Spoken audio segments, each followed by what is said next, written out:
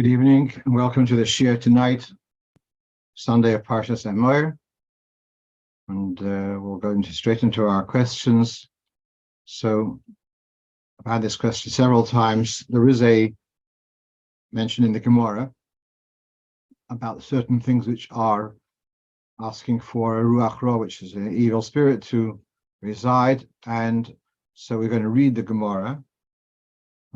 It mentions there about a peeled garlic or peeled onion and eggs which have been peeled and left overnight. So the Gemara says, even if they are in the basket, even if they are tied and sealed, still there's a problem of ruach ra. And that's only, the ruach ra is only an issue, the lo shiur bohen ikron only if you did not leave any root or peel. If there was a leftover bit of root or a bit of peel, then that is okay. So it's interesting that this is a halacha which is in the Gemara, not brought in Shulchan Aruch, but the Alter Rebbe does bring it in his Shulchan Aruch. So we'll read that again in the Alter Rebbe, where he says not to eat a peeled garlic or a peeled onion or a peeled egg which have been left overnight, because they will invite a presence of an evil spirit, even if they have been wrapped up in a garment, in a cloth, and they are sealed. If you left ikram, the word ikram means root, and he explains v'hu haseyor, that's the hair, which is on the head of the garlic or the onion, or a little bit of peel, that's okay. So this is the little bit of the ambiguity. What does it mean?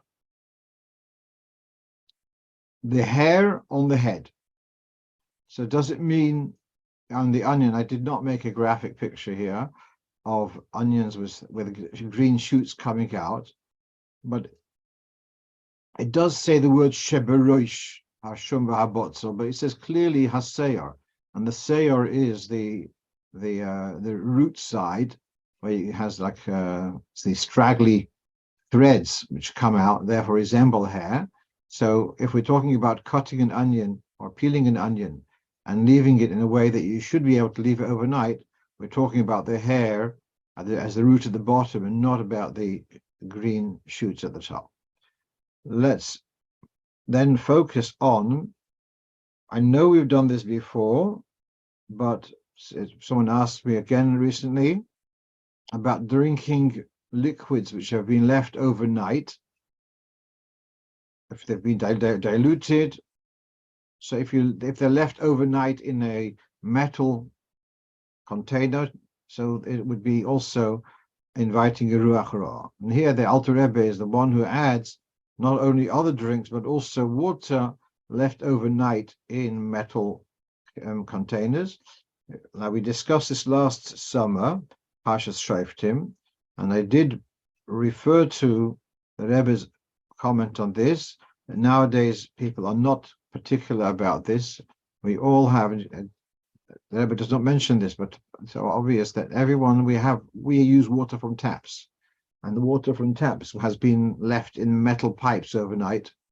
And so we have the idea of shoym psoim Hashem, when there is something which is mentioned in Gemara as being a risk, but it's widely done, so then we will take the view of shoym psoim Hashem.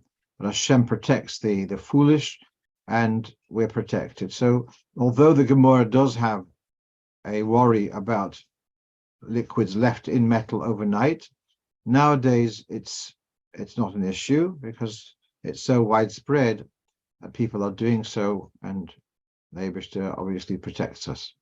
I just want to share with you something though. Last night we watched the Living Torah, and there was actually I found it very, very surprising and a beautiful word. The Rebbe was talking about illnesses and how it's actually this context was about chitas. And the Rebbe was saying that each generation there are illnesses which may have been in a previous generation that didn't exist, and they they may come up in a later generation.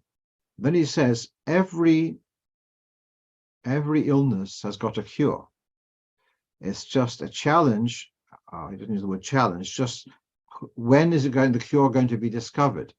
I found that quite remarkable. The Rebbe said, like quite assertively, that every illness has a cure, and because we have the concept in Torah, Ebesh is maktim refuah lamako. He creates the healing before the wound.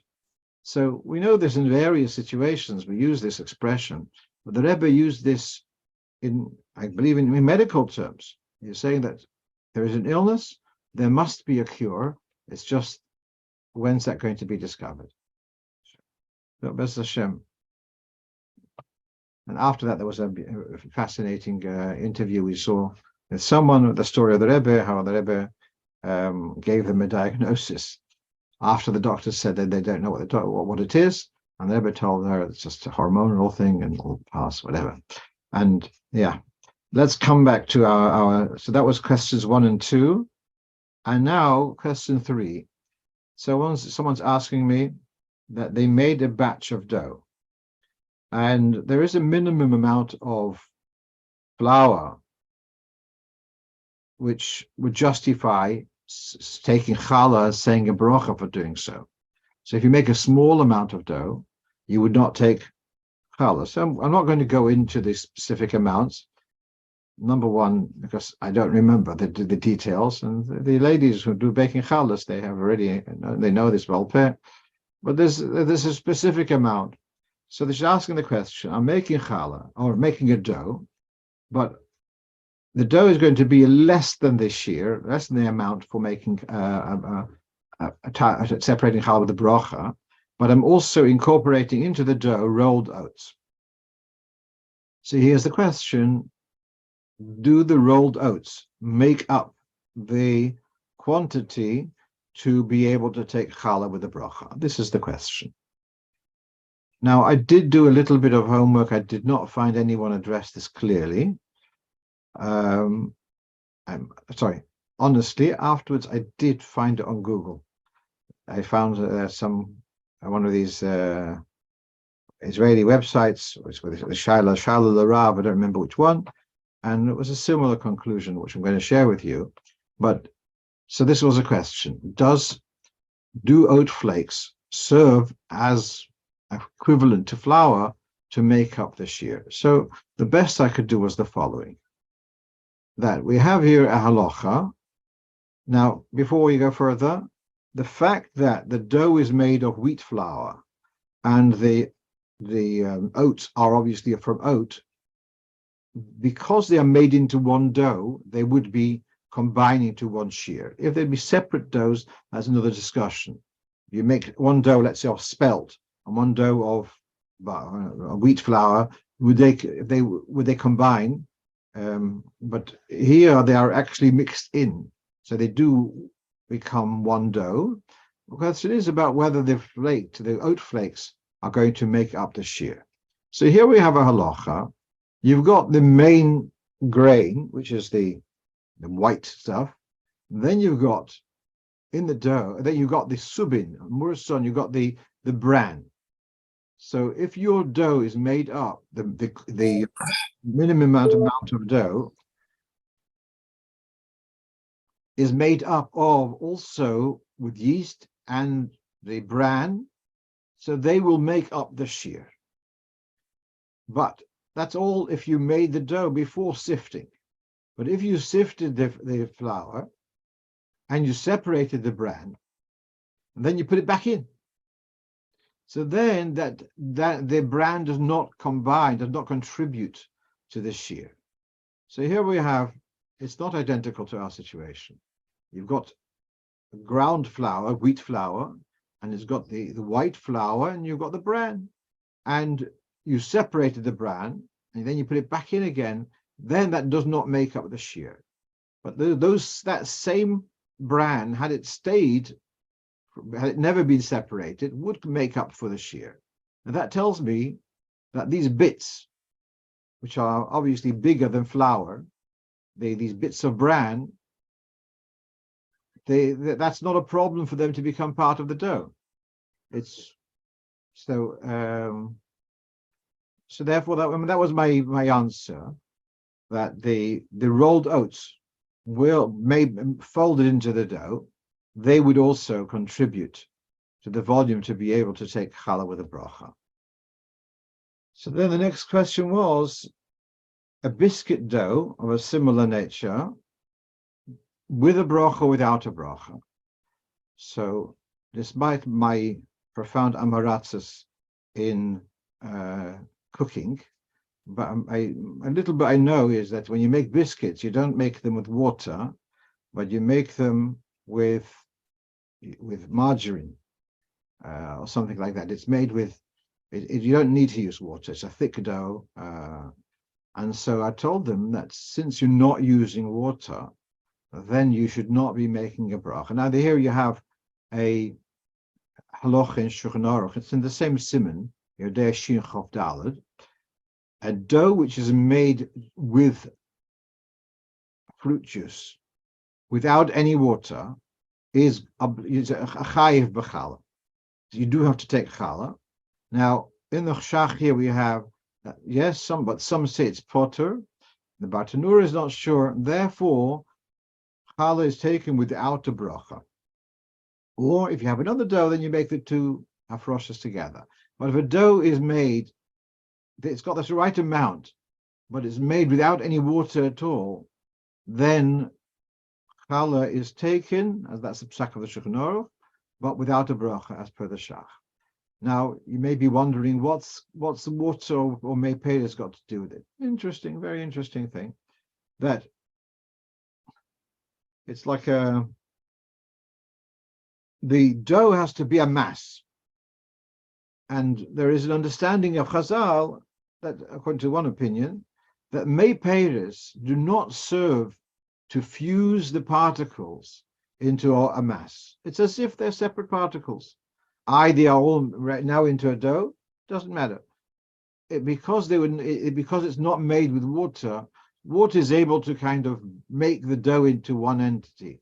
But mei peres, pure mei peres, would not. Now, perhaps it's worth mentioning that if the mei peres is reconstituted orange juice or reconstituted apple juice, etc., that's a different story. But if you're talking about pure mei peres, let's say the example of margarine, where there's just mei peres, then you would not be able to say a bracha on a dough, even though it's got the right amount, right quantity. Let's move on. So that was 3 and 4. So now we go on to chocolate coated matzah. So one of someone in Riga, in Yaman, he sends me questions from time to time, and chocolate coated matzah. So now you know, if you go to Riga, you can get chocolate coated matzah. So now he's asking, what's the bracha? And really, I got into a dilemma here, because we know the rule that generally a dogon becomes the dominant component of a mixture. So here we have, this is from the Alter Rebbe Siman, Perek Gimel, grain, because it's called mozoin, it's always counted as the ikar, the main thing. And even if the majority of the mixture of the food is honey or other things, and it's only minority is made from grain, chameshes haminim, even if the main thing is taka, you want the sweet stuff, and the grain there is only to give it a little bit of taste, l'hachshira, there's a bit of an unclear term, the grain becomes ikar. All right, there are exceptions. We know that, let's say, fish balls, which are made with matzah meal, so there the understanding is that the matzah meal is there just as a binder, not for taste at all. But generally we say that the grain becomes the dominant feature. How does that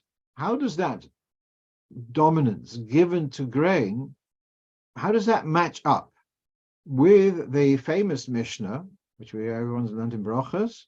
If you have a strong piece of herring, whatever, however you want to say it. It has a very strong taste.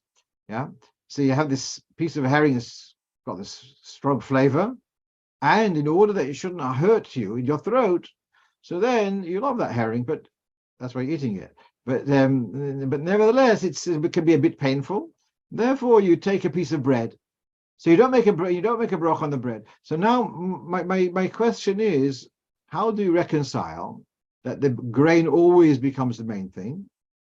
And here we say, no, it's a piece of, and really that's what's bothering me about this chocolate-coated matzah. Why are you eating it? Because you want chocolate. But the grain becomes the dominant feature. But in the case of the herring, we said, no, it isn't the same thing. It doesn't become the dominant one. And you make a brocha Shehakol on the fish, and you don't make a brocha on the bread. So how do you reconcile? So I thought of a solution that perhaps there's a difference between a mixture and another form of combination. In a mixture, both foods, then the grain becomes the dominant in the mixture. But here with the herring and the piece of bread, they're not mixed. So the Eibishter helps that I looked a little bit further and I saw I was wrong. Because here it says, if you have in Sif Zayin, the same Perek Gimel, a dough which is filled with meat, fish, cheese, obviously not the same one. So then the filling, so let's think of a falafel, but baked that way. So the filling is toffel, is subsidiary to the shell. And you make, whether it's Hamotzi or Hamotzi, you make a brocha on the shell. And he says, even if the filling is a rav mo'id, there's lots of filling. And the main thing for this is the filling. But nevertheless, you make a brocha on the grain, on the Hamotzi or Hamotzi. All right, but there perhaps here's the answer. There is, after all, still there's the primary desire and there's the secondary desire. And although the main thing I want here is to have the milui, I want to have this filling, but I also want to have a bit of bread, whatever it may be, and therefore the bread becomes the dominant one. So coming back, so we're going to have to say this is the answer. When in the case of the fish, the herring, there's no interest in the bread at all. It's just there to temper the taste of the herring, and that's again the Alter Rebbe does say so clearly. He's not hungry, has no interest in having the bread, and if not for the herring, he would not be eating bread at all. If he does want to have the bread, then he has to make a broch on the bread. So coming back to our chocolate coated matzah. And the fellow writes, it's a thick layer. I've never. He didn't send me a sample from Riga, so he tells me it is a thick layer. So then my understanding is it's a piece of chocolate. It's a piece of chocolate instead of having nuts in it, instead of having raisins or whatever it may be. So they've put in some matzah, but really that's just a base to hold it together or to give it a little bit of crispness or something, perhaps to temper. So that was my feeling. I felt that it's very much it's a piece of chocolate which has got a bit of matzah just to hold it together or something, and therefore it would be shehakol. I might be wrong, but that was the way I felt about it. Right. Going on to here's a question. So a shliach is going to visit people. That's what shluchim do, Baruch Hashem. And he went into someone and comes in, and they have some cause for celebration, and he offers the shliach to do a l'chaim. Now the shliach probably is the closest rabbi to this fellow, and this fellow did not sell his chametz through the shliach. Therefore, he has reason to believe that this fellow did not sell his chametz. We're all of 2 weeks after Pesach, approximately. Is he allowed to have a drink of vodka or whiskey, whatever it may be, in the house of someone who quite possibly did not sell their chametz? So here we have a halocha from Siman Tov Memches. So it says immediately after Pesach. If there's a possibility that the comments developed after Pesach, you can take the lenient view because Sofek Divrei Sofrim Lahakil. Therefore, you are allowed to buy from a mumer, a person who doesn't keep Torah at all. You'd be allowed to buy from them after Pesach beer or other alcohol, if it's possible that it was made after Pesach and didn't overstep even a bit of Pesach. So where there's a possibility, then you can take the view of a Sofek D'Rabbanon, you can be lenient. So that's the first view. There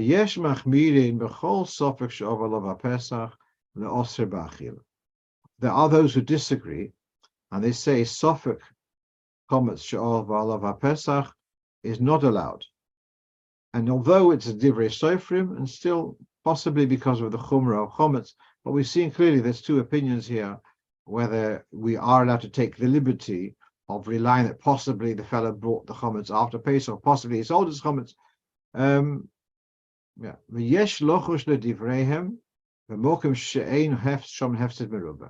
So bottom line is that if there's no major loss, then we should take the cautious view and not have this Chometz, which might have been Aval Pesach. But Hanoi, it's mutter in any case. I think I told recently, we had this, my father, Alav Shalom, did a bris about a week after Pesach, and this was on some US Army base, and the fellow gave him a bottle of vodka. It was a whole liter, bigger than the average bottle, and my father was not sure whether the fellow had bought it before Pesach or after Pesach, and for many years that bottle was just sitting in the cellar, just undecided whether it's going to be used or not. But so what I'm seeing now is it would have been okay to sell it to a goy, but I know it's mutter in any case. To use it would be a suffix. Okay. The pilot wasn't used. Now let's move on. So here, the question here is about naming a child. So the naming of the child, and there's a great-grandfather who has this name, and I want to name after that great-grandfather. I've given the example. The great-grandfather's name was Yitzchok Isaac, and it's known as Isaac. And then there's a grandfather of the child who's living, whose name is Yitzchok. So is it? And he says, and let's say the grandfather who's alive, he says, I don't mind.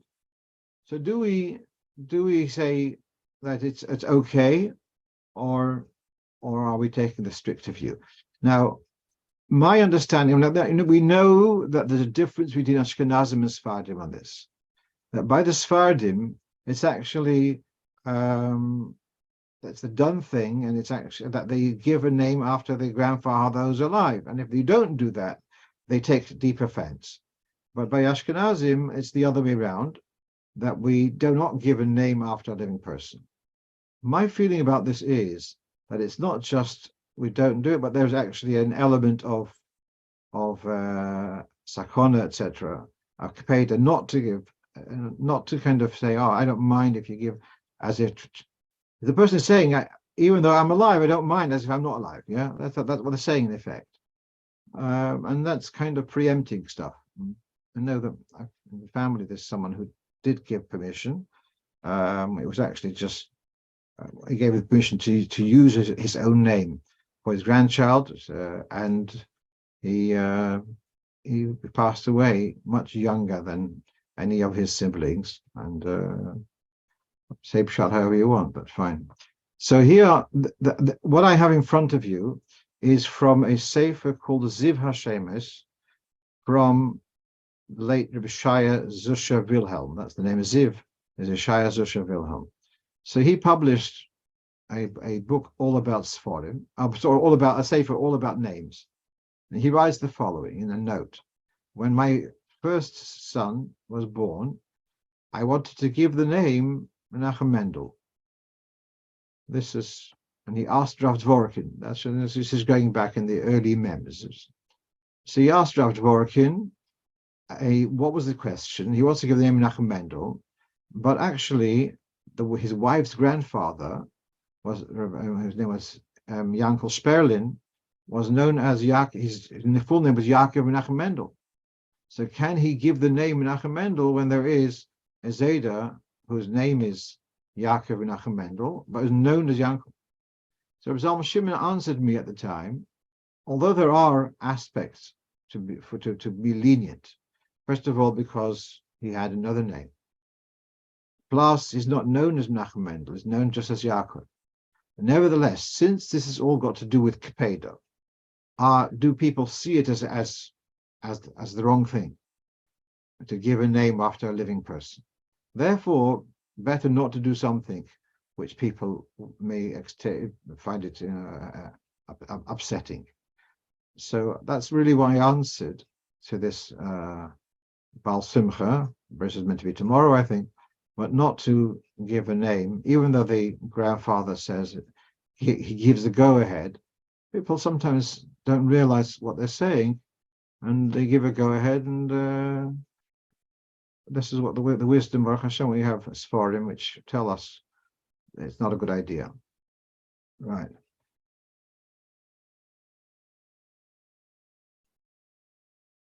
Okay, let's move on to the next question, and that is one of our listeners is asking. So in the United States, where a lot of people go away for Pesach, and got these hotels, they take over a regular and a non-Jewish hotel, and it becomes a whole Jewish community over Pesach. The question is about saying brocho me'en sheva on Friday night. So on Friday night we don't have Challah Ma'ariv, we don't have a Chazoras Hashatz, but we do have a condensed kind of Chazoras Hashatz called brocho me'en sheva. It's the how do you say, an abbreviated Chazoras Hashatz. So we always say the middle part of Mogin Ovos, whether you have a minyan or not, but the question is about saying the full bracha, which the Chazan says. Is it says, so now the halacha, which we're going to read now, we'll go through the halacha in Shulchan Aruch. So this is in Simarei Samach Vov. This bracha is not said only if it's a Beis HaKnesses Kavua. Only if it's a fixed shul. A place where there's a minyan of 10 people who daven there on a regular basis. Now, the background for that is that this was instituted by the Chachomim because they used to daven out in the fields. Their shuls used to be out in the fields. And the worry was that Friday night, if someone davens a little bit longer than everyone else, because he came late, let's say, so then everyone else will finish davening and they go home and he's left alone in the fields, and that was considered unsafe to walk home on your own in the fields. And therefore they protracted the davening by having a chazoros, a kind of short chazoros hashatz, to give this late comer another minute or two. So that's the basis of saying that this whole institution of having this extra bracha is only if it's a fixed place for davening. But if it's a mokum shemispalalim b'avasora ba'akrai, but if it's only an ad hoc setup, like he says, sometimes people make a minyan in their homes, or bebeis chasanim. Let's say there is a week of a sheva brachas, so there's lots of family, so there's enough to make a minyan at home without having everyone to go to shul. Or avelim, on the other hand, Rahman litzlan, there would be a lot of family possibly converged in one home, and they would make a minyan at home. They can go to shul. They decided, we have enough of minyan at home. So those minyanim, he said, not to say brocha me'en sheva, because there is no minyan kavua, because it's not a venue where there's a minyan on a regular basis. So then the reason for which this whole bracha was instituted for those who are latecomers to be able to finish their davening, but that wouldn't apply in an ad hoc minyan. Even though nowadays our shuls are in the built-up area, and therefore the whole worry is obsolete of leaving them alone. Lo shayach klal tam zeh. Therefore, now the whole concern doesn't apply, but we still keep up the saying the brocha, that takonos chacham, that institution, that extra brocha.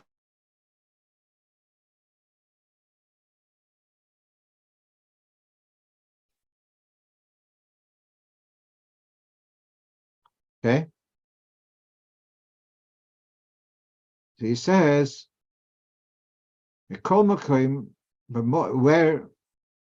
where there is no minyan kavua, there was never an institution to make such a bracha. So this is where the problem is. So you have here a space, a hotel, where it's not a mokim kavua. Of course, over Pesach, they've designated one of the reception rooms for a shul, very comfortable, but it's not a mokim kavua. Should they be saying bracha me'en sheva? Goes further.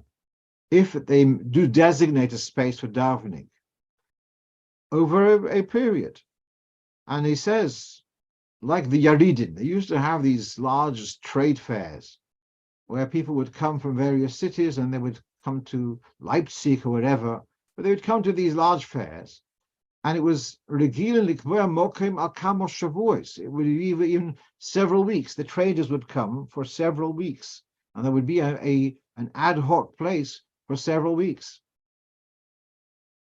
Still, so then yes, mishahoira the omrosho. Some say that you should say the ben sheva there. Shagam shom yesh ma'achim over there are latecomers there also. And then he goes further.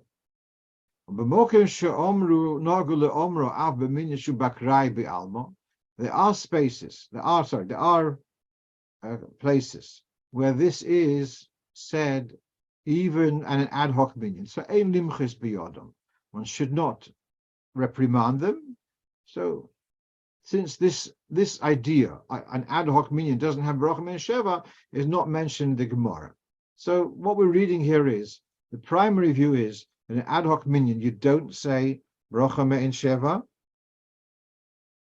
and therefore in the hotels, they should not be saying bracha me'en sheva. If they are, it's not. Don't make an extra fuss about this. It's tolerable. Now, so then what's the bottom line? Is there a bottom line? So this is a note which I've written in the Siddur, that there are those who maintain that according to Kabbalah, this should be said in any case. This brocha should be said in any case, al pi Kabbalah.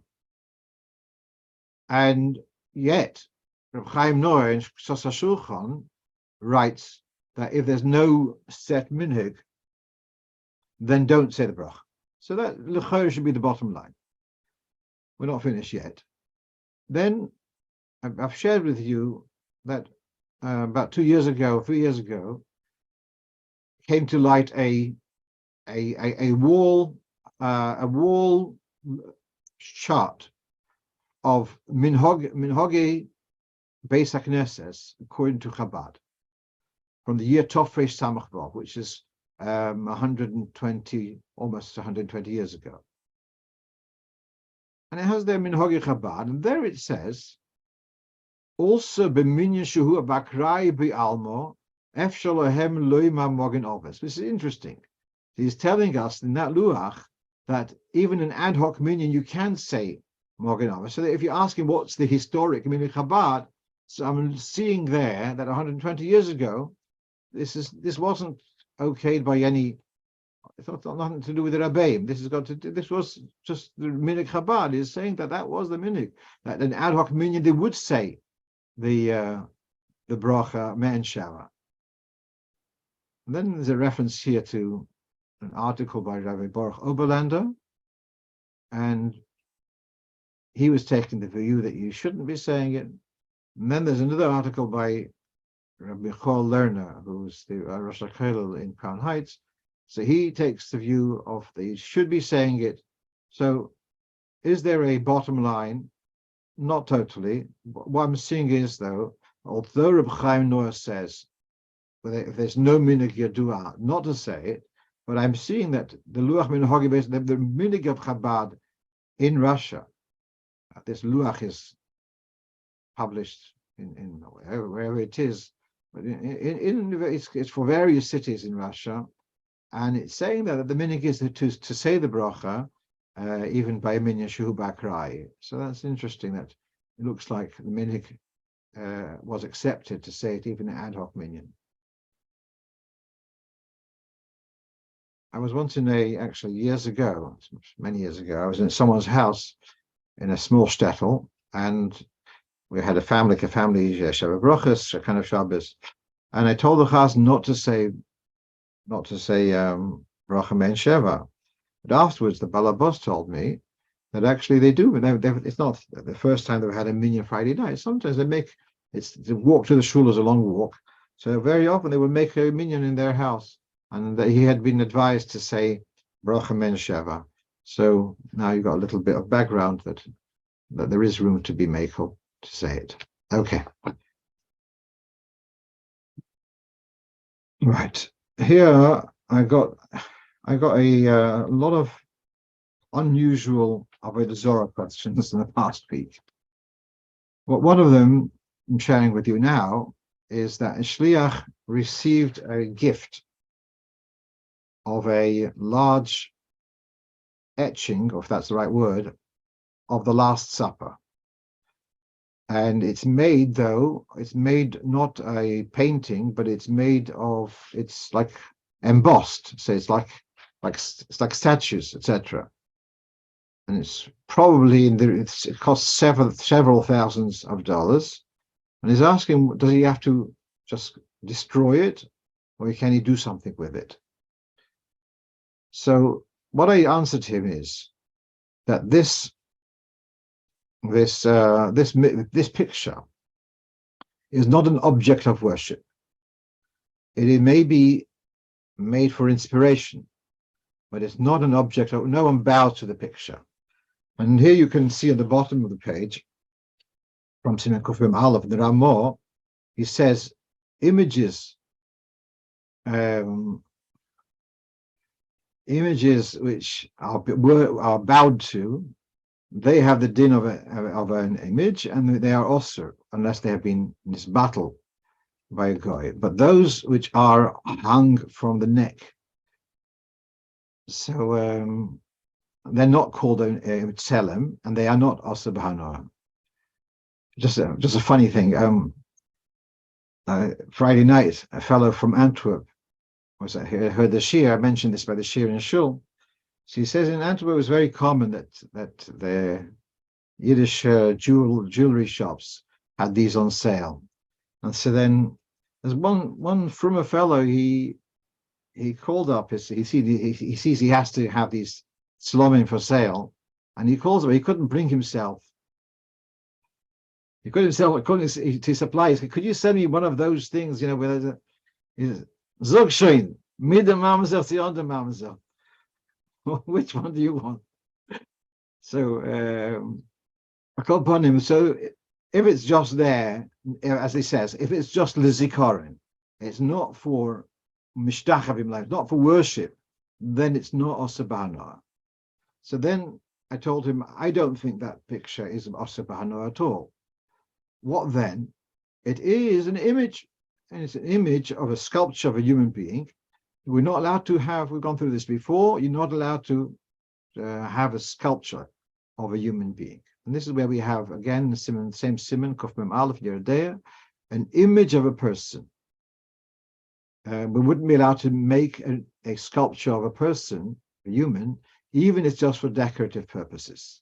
If a goy made it for you, you're not allowed to leave it at home. You're not allowed to retain it. If you find one, it's permitted. What does it mean? It's permitted, says the Shach. It's permitted, if you find one, means you're allowed to have benefit from it. And so, in other words, you can sell it, but don't leave it at home. And says, so that's why I told the shliach that you're allowed to have hanoah from it, and you're allowed to, therefore you wanted to sell it, you can sell it.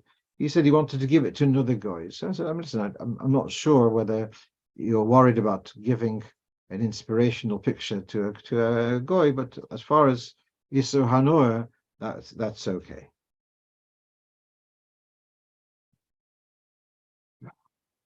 I'll just share with you one of the other questions which I got this past week.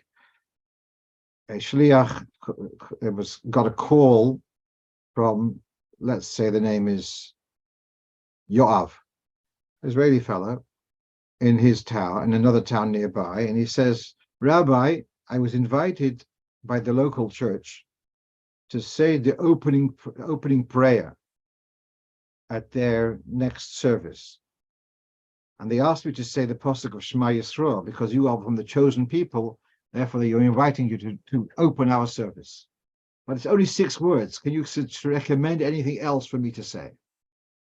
That was the request which he asked the shliach. So the shliach said, what does he answer this fellow? So I told him that really a Jew shouldn't be entering a church. But actually, this fellow worked for the church. So that wasn't really his question. That's his job. He's like administrator at this church. But if he's ready speaking, then I told him, let him say about if we have a message of Sheva Mitzvahs B'nei Noach. Tell them what the Sheva Mitzvahs B'nei Noach are briefly, and that was my advice. Another question which came up this past week was a shliach gets the following question. He's in a small town. There's no Jewish restaurant there. So if someone needs to have a kosher meal, he'll provide it. He doesn't have a kosher kitchen. He does a little bit of catering that way. So a fellow contacting him, Rabbi, could you provide me a meal? I'm going to a wedding. It's a non-kosher wedding. Could you provide a meal which would kind of be matching the rest of the rest of the catering? But actually, the wedding is of a Jew marrying a non-Jew. So the shliach is asking, is it correct for him to provide a meal for someone who is going to such a wedding? Is it the right thing or the wrong thing? Difficult question. It's not. I felt it's not going to make any difference. The wedding's going to, whether this fellow attends or not, whether he's going to eat his sandwiches or going to have a catered meal, it's not going to make any difference in the wedding, which is a tragedy. The wedding is a tragedy. He feels he has to be there. Oh, no, not that. That's a separate question. By providing him a meal, are we somehow condoning the wedding? I don't know. I'm not so sure whether that's considered condoning. It is sad, obviously, but I don't think that providing the meal is in any way facilitating the wedding should take place. That was my feeling about it. Yeah. One more crazy question. A supplier of Judaica somewhere in the United States, he has like a website. And then he has a request for a customer, Jews for J. They ask, can he be a supplier of theirs? So I felt we both agreed that although Stam Goyim perhaps to provide them stuff maybe not such a problem, but these are our enemies. They are what we're trying to make Yidden to Yiddishkeit, and they are looking to ensnare Yidden away from Yiddishkeit. And if you take them as a customer, give them rotten service. Just give them the run around. Never having the goods in time, etc., etc. So, right. So he liked that one. Let's go. We have a couple more things left on our list, and that is, someone asked me, what is the background to the 5 double letters in the Hebrew language? Not a question of halacha, but what is the background to the fact that we've got 5 letters in the Hebrew alphabet which have doubles when they are at the end of the word? So we know there's a Gemara in Megillah which talks about the Mansepach and saying that they were reintroduced they were forgotten and they were reintroduced by the Nevi'im. There are lots of explanations in Kabbalah about this. I'm sure we've discussed this before, that why it's in this order. Mem Nun is 90, Sadik is 90, and Pei Chof is 100. So 90 is Melech, and Moloch is again 90, and Yimloch is 100. So by this formation of Mansepach, it's a remes to Melech, Moloch, and Yimloch, and there's lots and lots of stuff in Drush and Remes, etc. For example, the famous thing that Emes, the word Emes, which means truth, is the first letter and the last letter and the middle letter. It's only Mem is only the middle letter if you have the 7 double letters. Otherwise, Mem is a bit more to one side than the other. So what you have in front of you is the Sefer, an encyclopedia Oats Yisrael by someone called Eisenstein. When I was about bar mitzvah, we had a teacher here in London called Rebero Chaikins, Gesund, and he was instrumental that the library would have a set of Oats Yisrael. It's a kind of an encyclopedia. And so he addresses this. And he says, what is exactly the reason for this? It's not so clear. If it's that the final letters are to make separation between one word and the next, why dafka on these? What I could suggest to you is that the other letters, most of the other letters, are either like vertical spikes, like a Zayin, Vov, Reish, they've just got one leg going down, or they have 2 legs, like an Aleph, a Ches, Hey. These are most of the letters. Then we've got a few letters which have got a wide base. These letters have got more of a curved base, and by opening them out, it's not going to distort the shape. You'll still recognize the letter. If some of the other letters, let's say even a base, they're so close to a chaf, but the base has got a bulge sticking out on the back of the letter, that would be lost if it would be stretched down, and therefore the ability. So I'm not talking about Api Kabbalah. I'm talking on the pshat level. The ability to take a curved letter and make it vertical is actually quite limited. Samach is also curved, but if you'd open up the samach, it wouldn't be a samach anymore. It wouldn't be recognizable. So it's only these 5 letters which you do have the possibility of making them longer and able to designate, to show the difference between the final letters and regular letters. Right. So obviously our Sofer is pointing out the confusion between the Zayin and the long Nun and the Reish and the Chof. Yeah, and so this is as much as I'm going to comment, because I feel when it comes to Sofras, it's such a specialized field. When people ask me questions about Sofras, I tell them go to the specialists. Okay, 2 more things before we finish off for tonight, and that is one. If you remember last week, I told you a story about my conversation whether the Rebbe's Farbrengen was Suda Shniya or Suda Shlishis, and how that that Farbrengen, that after Shabbos afternoon, the Rebbe told him to sing Bnei Challah. So one of our listeners, Me'ev Elayam, sent me the following message. He mentioned about Suda Shlishis. Apparently, until Chof Beis Shvat, the Rebbe would make Kiddush at the Farbrengen.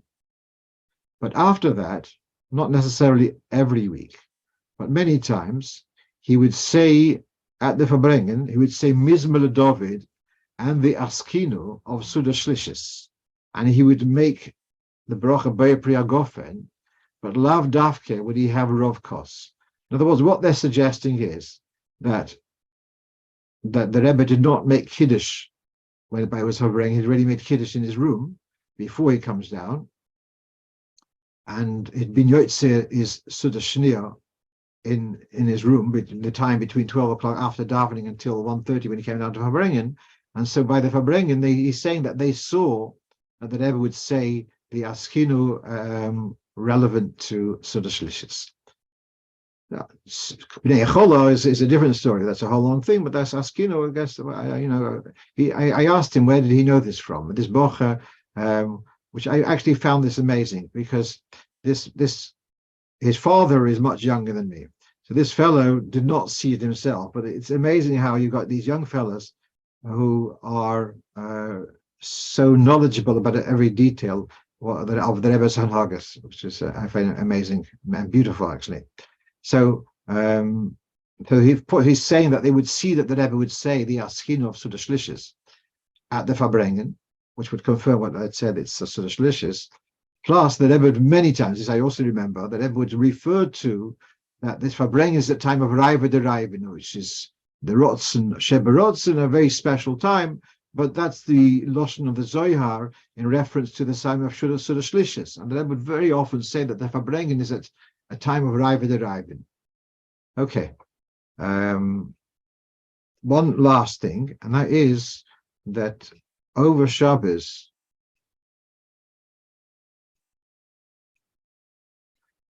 before we go to this, someone's pointing out that so it's not incorrect, yeah. Okay, leave it. So on Shabbos, I gave over a sicha from Chelik Yud Zayin about the beginning of Perek Gimel or Pirkei Avos, about praying for the peace of the government. And it was Bashgocha Protis, very relevant to the forthcoming coronation. There's been a discussion amongst Shluchim about whether it should be, how to celebrate, etc. But here I want to just share with you one note over here. The Rebbe is talking here about Mispal B'Shloim Shel Malchus, and then it talks about Moira Malchus. That if not for the fear of the Malchus, so then there would be anarchy. And the Rebbe talks about Ish Yisrael Chaim Beloi doesn't mean necessarily anarchy in a violent sense, but the idea that a more powerful entity should feel able and is able to swallow up a smaller entity. That's what it means by Chaim Beloi. It doesn't mean necessarily, as I say, it doesn't mean murder or stealing, but that that expression in English, dog eats dog, which is legitimate but immoral. And so that's, if not for Moira Shel Malchus, that would be the prevailing mindset. Here the Rebbe says the following: by Umas Ha'olam, by their own volition, they do not have Moira Shel Malchus. They do not have fear of Malchus in the exalted sense. They have a fear of judgment, of law enforcement. That kind of fear of law enforcement will not inhibit the idea of one swallowing up the other, that to take the other one's existence and to kind of swallow it up into mine. And that in that way that the other person has no longer his own personal interest because Abba kind of swallowed them up. Because he needs to rely on you for his parnosa. He's like the bigger interest swallows up the smaller interest, which is so common today. And why is that not? Why will that not be stopped? He says very simply, because there's no punishment for that, because it's not stealing, and so the fact that he's kind of swallowed up another person's independence is not something punishable. And here the Rebbe says this is a very beautiful line. When through the Ish Yisraeli, through us praying for Shloime Shel Malchus, and that the Rebbe's discussion in the Sikha, that in the monarchy, in the Malchus down here, will be sensed a feeling of the Malchus of above, of Hashem. And the Sikha explains that before Hashem, the big one and the small one are equal. Therefore, when you have that bittul to Hashem, and you realize that you're no bigger than anyone else before in Hashem's eyes, that will stop you from swallowing up someone else and feeling entitled because I'm bigger to swallow them up. Because before Hashem, you're just as minuscule. So the Rebbe is saying through Eden, praying for Shlomo Shel Malchus, and then that will bring about that there should be also in the physical Malchus, should be a sense of the aura of the Malchus of heaven. Our feeling of Malchus will have also an effect on the Umas Ha'olam, that they should also have Moirah Shel Malchus, a fear of Malchus, not just of punishment, but fear of Malchus, in the way that it should actually inhibit, that they shouldn't feel entitled to swallow up someone else alive. So just Baruch Hashem, we just feel very grateful that we are in a country, Medina Shel Chesed, and that there is, we're grateful for the monarchy looking after that the weaker people, or the minorities, the vulnerables, should be protected, and say that long live King Charles III. Good night. Thank you. Shehakol. Shehakol.